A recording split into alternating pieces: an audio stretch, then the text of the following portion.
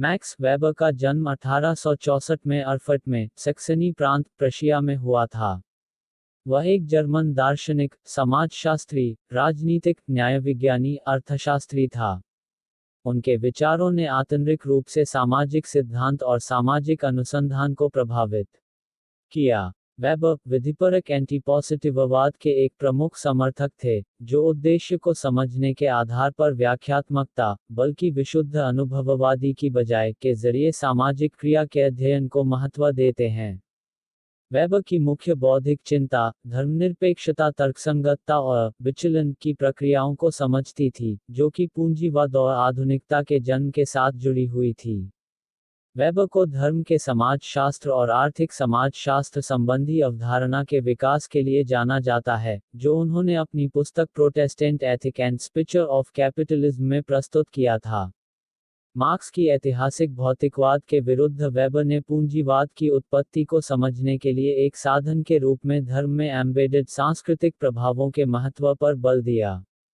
Weber ने एक राज्य के रूप में सत्ता को परिभाषित किया है जो सफलतापूर्वक किसी क्षेत्र में भौतिक शक्ति के वैध उपयोग के एकाधिकार का दावा करता है। उन्होंने नौकरशाही के विश्लेषण पर बल दिया जो आधुनिक तर्कसंगत कानूनी, वैध प्राधिकार अधिकार पर आधारित है। वेबर ने आर्थिक इतिहास के साथ साथ आर्थिक पद्धति और सिद्धांत निर्माण में महत्वपूर्ण भूमिका निभाई। प्रथम विश्वयुद्ध के पश्चात गठित वेबर उदार जर्मन डेमोक्रेटिक पार्टी के संस्थापकों में से एक था। वह संसद में सीट प्राप्त करने में विफल रहा, परंतु समिति के सलाहकार के रूप में कार्य किया।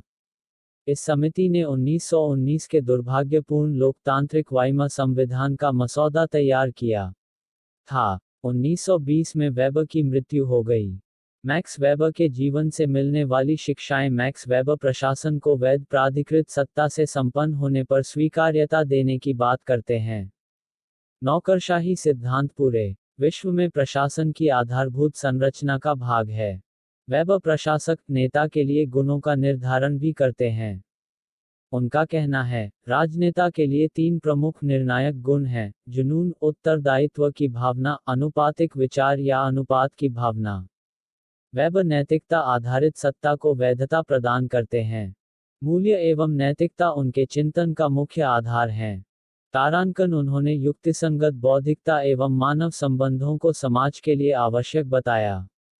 उनकी युक्तिसंगत बौद्धिकता की अवधारणा भावनात्मक बुद्धिमत्ता के समान है।